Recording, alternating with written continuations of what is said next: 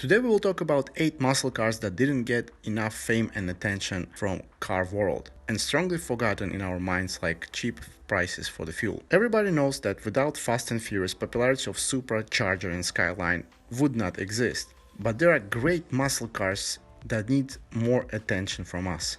8th place in my beautiful list is 1967 Pontiac Gto from XXX.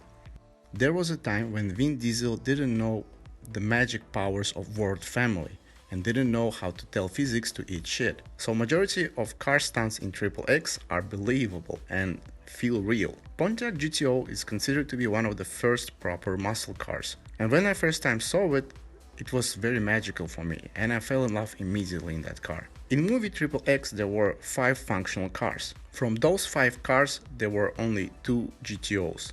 Other were Le Mans. The Hero GTO had 6.6 liter V8 that gave 400 brake horsepower, and together with 4-speed manual transmission, 100 kilometers happened in 6.1 seconds.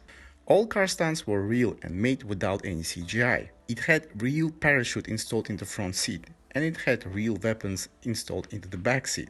Also, it was the first car in the movie history that had chameleon paint, that changed colors from black to blue to purple. And with all that interesting facts, car didn't get proper attention from general public.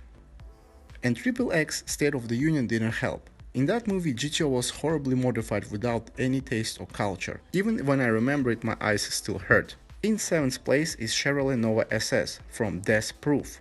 This movie had Charger, Challenger, but Chevy Nova didn't shine as long as those muscle cars. Movie car had 6.5 liter V8 that generates 350 brake horsepower. Nova was almost in 1500 different movies. And with all that camera appearance, car is still not popular worldwide. At 6th place we have 1966 Ford GT from Fast 5. This Ford is loved by king of all car reviews Mr. Jeremy Clarkson. And only movie that made this car shine was Ford vs Ferrari. And after release of the movie, nothing changed for the Ford GT. Prices stayed the same, because from the first day Ford GT's existence, prices were getting higher and higher every day. For me, GT40 is the foundation of all supercars today, and it must be respected and known worldwide. 5th movie car is 1974 Deutsche Monaco from Blues Brothers. In 1970s, Monaco was more popular than Trump in Russia during election race. Taxi cars, police cars, FBI, even CIA loved the Monaco. But today it is difficult to find car that is running, because Blues Brothers franchise have a huge army of fans, especially in US, and those fans are really crazy. When they find good Monaco in nice condition, they paint it into the rust color so it will look more like a movie hero car.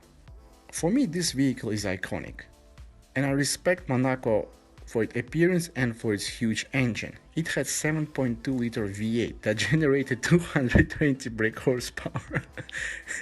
I don't know how is that possible, but this is really small amount of horsepower for this huge engine. But torque was good, 470 Newton meters. I love how Monaco in the movie was indestructible, and at the same time it was very calm. It knocked down everything and nothing could stop it. Please watch the movie and I'm sure you will get this affection to the car. 4th place is 1971 Chevrolet Monte Carlo from Tokyo Drift. Monte Carlo supposed to show how owner loved the auto industry and his bad financial situation.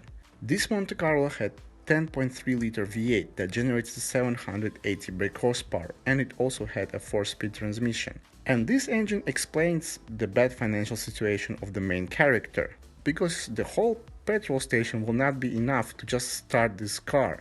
And it explains how a old Monte Carlo could keep up and overtake a Dodge Viper. After movie release, Monte Carlo didn't catch any new fans and prices stayed the same. Before COVID, it was possible to find a good Monte Carlo in the United States for $20,000.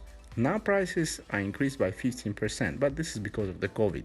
From all Monte Carlos that ever produced, for me the best one is 1971. 3rd place is 1976 Ford Gran Torino from Starsky and Hutch.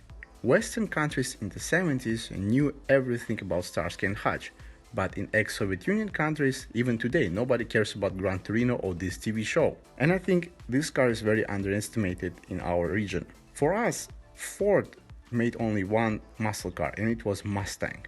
And most people don't even know of any other muscle cars from Ford.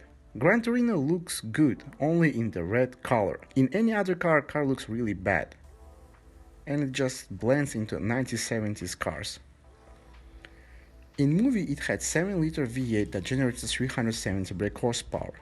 And it was the main star of TV series and main star of the movie. Second place is 1970 Plimus Roadrunner. It looked more dangerous than Charger. If you compare Charger and Roadrunner, result would be same if you compare me to Mike Tyson. In my opinion, the most aggressive muscle car from muscle car era is Plimus Roadrunner. It looks great and magnificent from any angle, and you can see the muscles and anger from any distance. Also, it looks good in any color, but the black is the best color for it. It had 7.2-liter V8 that generated 400 brake horsepower and 700 torques. Please leave your opinion in the comments which car looks more muscular, Charger or the Roadrunner. First place is 1970 Oldsmobile 442 from Demolition Man. This car looks great in red. Any other car looks not so exciting as red.